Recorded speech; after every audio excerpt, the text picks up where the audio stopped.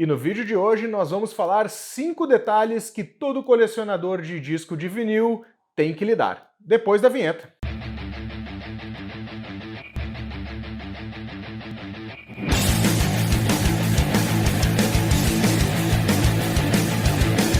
Salve Disconnectors, tudo numa boa? Marcelo Scherer na área, espero que esteja tudo bem com vocês.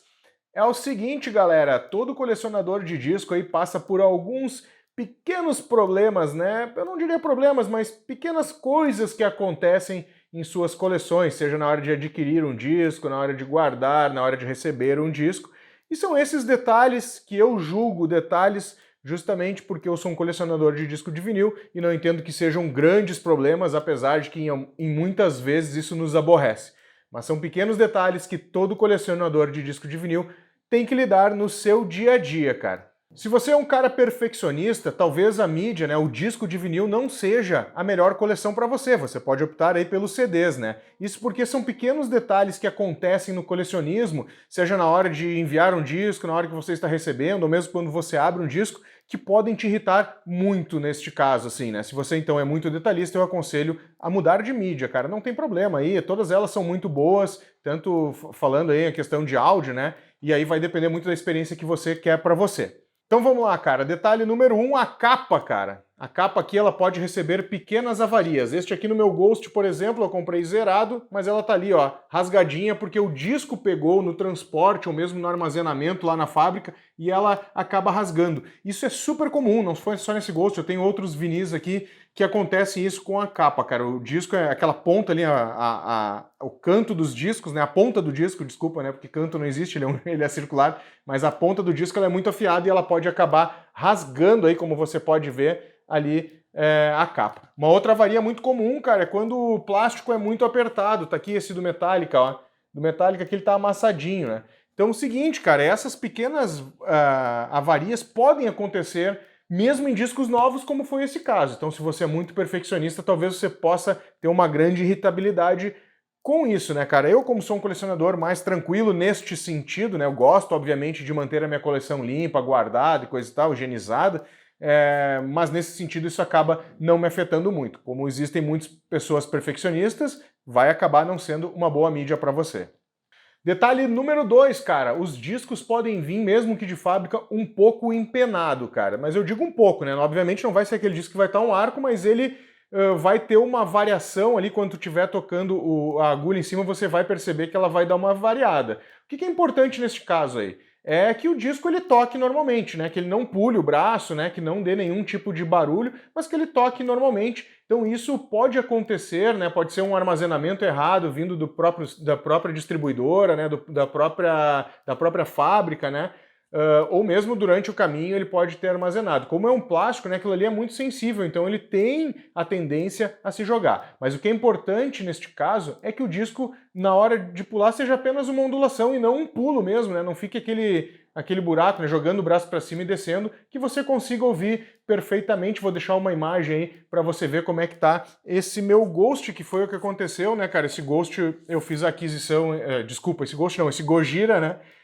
Eu adquiri esse ano, né, lançamento, fiz a pré-compra dele, né, antes de ser lançado, e ele veio com essa pequena ondulaçãozinha assim, mas ele não interfere em nada o som. Se você está gostando deste conteúdo, cara, fica até o final aí, que todos esses detalhes tenho certeza que fazem parte do dia a dia do colecionador do disco de vinil. E também não deixa de dar teu like e compartilhar com os amigos aí se esse conteúdo está sendo útil para você. Detalhe número 3, cara, pequenos chiadinhos, estalinhos podem acontecer mesmo em discos novos.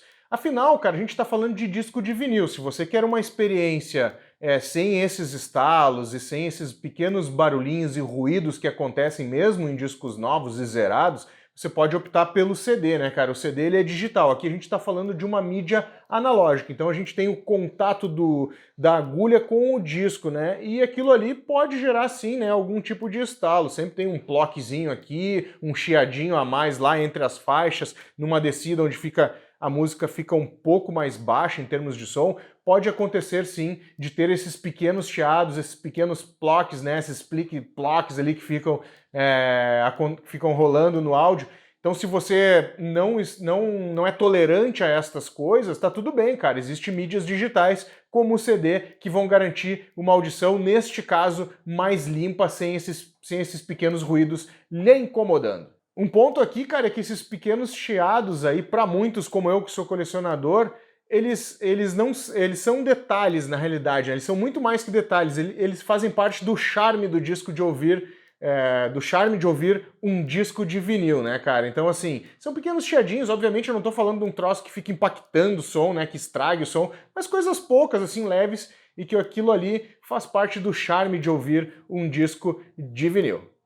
Detalhe número 4, cara, o atraso no envios de discos novos, né? Tô falando aqui, esse vídeo é único e exclusivamente sobre discos novos, né? Discos zerados, né? Novos no sentido de zerados. Então, assim, há 1 ou 2 anos atrás, a gente teve um incêndio aí na principal fábrica de acetato, que é a matéria-prima na produção do disco de vinil lá nos Estados Unidos. A principal fábrica, ela pegou fogo. E isso gerou um problema no mundo inteiro, não só aqui no Brasil, né, cara? Eu costumo comprar muitos discos importados e muitas vezes demorei para receber algum disco justamente porque ele ainda não havia saído, não havia sido fabricado em decorrência deste problema, deste incêndio aí, desse acidente que aconteceu nessa fábrica de acetato que afetou o mundo inteiro e ele acabou, né, a pré-venda acabou não se concluindo na data exata, então ele foi postergado essa entrega. Mas isso é super normal, né, tá acontecendo aí, tem muitos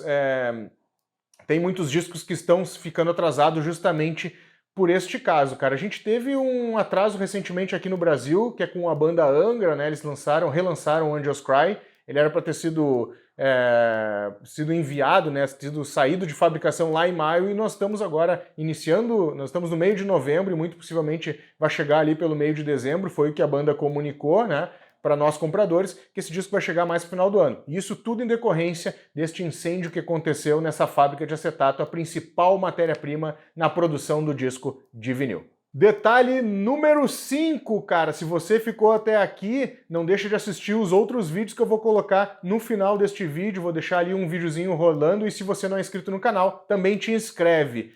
Cara, o detalhe número 5, eu diria que não é um detalhe, cara, isso é uma coisa que me incomoda muito como colecionador, eu coloquei como um detalhe porque para algumas pessoas talvez não incomode, né, cara, é a questão da embalagem com que esses discos de vinil vêm. Eu já comprei discos em outros países, né, importados, já comprei de fornecedores aqui brasileiros, e isto sempre, não sempre, né, cara, mas de alguma forma, seguidamente acontece, cara. Esses discos, eles vêm mal embalados, cara. Discos mal embalados dão uma aflição no colecionador, apesar de muitos deles acharem apenas um detalhe. Eu, neste quesito, sou realmente um pouco doentio com isso, cara. Eu não gosto quando o disco vem mal embalado, porque eu sei que o disco de vinil ali, né, e a própria capa também, cara, eles são muito frágeis. Qualquer coisa pode empenar, pode entrar uma água ali, molhar a capa e acabar estragando, mofando, né? Inclusive até fiz um vídeo aqui recentemente de um disco que eu fiz a aquisição, vou deixar o vídeo aqui para vocês, que aconteceu essa questão de pegar chuva e a capa acabou aí mofando, ficou manhaca a capa, né, cara? Consegui trocar, obviamente, mas esse vídeo eu vou deixar aqui para vocês. Então, assim, isso é uma coisa que me deixa com aflição, mas eu sei que não é todos os colecionadores que têm esse problema, assim, cara. Para mim, deveria existir uma capa padrão, né, cara, uma embalagem padrão que evitasse a questão, né, de ficar molhado e umedecer, ou mesmo tentar, né, o disco ele ficar envergado ali, né, cara, ter esse problema, né, com os discos de vinil. Era isso então, Disconnectors, esses aí foram 5 detalhes que todo colecionador de disco de vinil tem que lidar, cara. Isso aí, isso acontece recorrentemente, então por isso que eu coloquei esse título aí, né? Coisas que um colecionador tem que lidar. Se você não é inscrito neste canal, não deixa aí de se inscrever.